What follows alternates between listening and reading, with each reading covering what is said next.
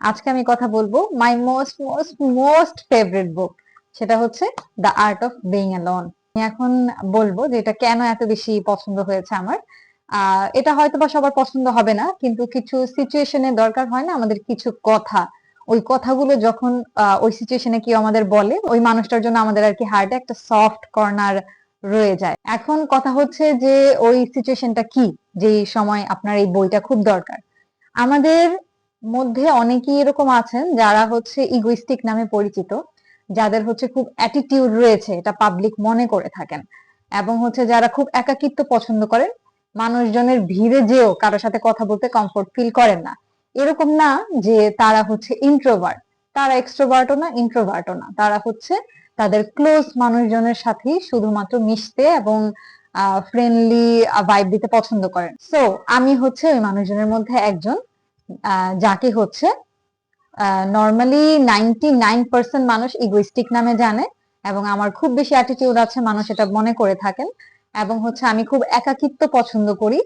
ঠিক আছে, আমার একাকিত্ব, একা রুম, মানে একা থাকা, একা লাইফ লিড করা, সবকিছুতে একাকিত্বটা অনেক বেশি পছন্দ। আর আমি দেখা যায় এক গাড়া মানুষের ভিড়ে যেও কারোর সাথে মিশি না, কারোর সাথে কথা বলি না। এরকম না যে আমি অনেক বেশি ইন্ট্রোভার্ট, আমি কারোর সাথে মিশতে পছন্দ করি না বা কাউকে আমি পছন্দ করি না। আমি আমার একাকিত্বটা অনেক বেশি পছন্দ করি। এখন আমাদের মতো এই টাইপের মানুষকে মানুষ ইগোইস্টিক নাম দিয়ে থাকে, যে না ওর মনে হয় অনেক বেশি ইগো, এই জন্য এরকম করে। তো এই রেণুকা গাভরানী আমার মতো ছিলেন বা আপনাদের মতো ছিলেন এমন বলবো না, উনি উনার মতো ছিলেন, কিন্তু উনি একাকিত্ব পছন্দ করতেন, উনি কারোর সাথে মিশতে পারতেন না। আমাদের কথাই বলি যে আমাদের লাইফে এমন সিচুয়েশন এসে পড়ে যে মানুষের এই ইগোইস্টিক, সেলফ অবসেসড, ও তো অনেক বেশি সেলফিশ, অনেক বেশি নার্সিসিস্ট, এই কথাগুলো শুনতে শুনতে আমাদের ব্রেন না এটা বিলিভ করে নেয়। নর্মালি এটা আমরা আজকাল যুগে সবাই জানি যে আমরা যেটা শুনতে থাকি রিপিটেডলি, ওইটা আমাদের ব্রেন বিলিভ করে নেয়। ইনফ্যাক্ট একটা পর্যায়ে আমরা নিজেই ওইটা বিশ্বাস করে নেই। তো আমার সাথে বেশ কিছুদিন আগে দেখা যায় 2-3 মাস, মানে খুবই ওর্স্ট লেভেলের সিচুয়েশনে আমি ছিলাম, যেইখানে নিজেকে ঘৃণা করা স্টার্ট করেছিলাম আমি। মানে যদি আমার ফিলিংসটা আমি এক্সপ্রেস করি, আপনাদের সাথে শেয়ার করি, এমন হবে যে মানুষজন এত পরিমাণ আমাকে ইগোইস্টিক বলতে বলতে, অ্যাটিটিউড, রাগ, তোমার অনেক বেশি রাগ, হ্যাঁ, মানে নিজেকে না আমি কি বলে, মানে নিজের মধ্যে আমি খুঁত পেয়েছি যে আমার মধ্যেই মনে হয় প্রবলেম, আমি অনেক বেশি রাগী। ঠিক আছে, আমার রাগের জন্য কেউ থাকতে পারবে না, আমার অনেক বেশি রাগ, অনেক বেশি ইগো, আমি অনেক বেশি সেলফ অবসেসড, অনেক বেশি সেলফিশ। এইগুলা শুনতে শুনতে না একটা সময় আমি বিশ্বাস করিনি, হ্যাঁ আমি মনে হয় অনেক বেশি খারাপ। ঠিক আছে, আমি আমার জন্যই মনে হয় আমার কোনো ভালোবাসার মানুষ আমার সাথে থাকতে পারে না, আমার মধ্যেই মনে হয় কোনো সমস্যা আছে। মানে আমি ডিপলি যখন এটা বিশ্বাস করে নেই, আপনি বুঝতে পারবেন নিজেকে নিজে ঘৃণা করার উপরে আসলে কারো কোনো ঘৃণা ম্যাটার করে না। তো নিজেকে হচ্ছে ঘৃণা করা শুরু করলাম, নিজেকে খুব বেশি অপছন্দ করতাম প্রত্যেকটা স্টেপ। তো ওই টাইমে আমি হচ্ছে এই বইটা পড়লাম। ওই নিজেকে ঘৃণা করার পরপরই না আপনার প্রথম স্টেপ নিজেকে ঘৃণা করা, সেকেন্ড স্টেপ হচ্ছে আপনার ডিপ্রেশন লেভেল। ঠিক আছে, তো ওই ডিপ্রেশন লেভেলে পা রাখতে রাখতে এই বইটা আমি পড়লাম। তখন তখন উনি আমাকে জানালেন, accept every bit of yourself, doesn't matter how dark it is. ওই কথাটা একদম ডাইরেক্ট হচ্ছে আমার বুকের মধ্যে যে লাগছে। আসলে মানে কথাটা কত রেয়ার, কত সুন্দর না, যে আমাদের ভালোটা তো সবাই অ্যাকসেপ্ট করে। ইনফ্যাক্ট ভালোটা অনেকের চোখে পড়ে না, খারাপটা তো সবার আগে আগে চোখে পড়ে। এখন আমরাও যদি নিজেদের খারাপ নিয়েই পড়ে থাকি, খারাপের জন্য আমরা তো আজকাল এই ডায়লগটা শুনি, খারাপের জন্য হচ্ছে পুরো দুনিয়াদারির মানুষ পড়ে আছে, তাহলে আমি হচ্ছে আমার ভালোটা করি, তাই না? তো যখন হচ্ছে উনি বললেন যে accept every bit of your self, ওইটার মধ্যে আপনার অ্যাঙ্গার আসে, সেলফ অবসেসড আসে, আপনার ইগো আসে, অ্যাটিটিউড আসে, একাকিত্বতা আসে, আপনার ফ্রেন্ডলি ভাইব আসে, মানে ভালো খারাপ সবকিছু এটার মধ্যে পড়তেছে। এখন সবকিছু মিলে আপনার নিজেকে নিজে অ্যাকসেপ্ট করতে হবে। আপনি এইভাবেই তো পারফেক্ট। একটা মানুষ তো একই রকম থাকে না, একটা মানুষের মধ্যে হাজারো ক্যারেক্টার থাকে।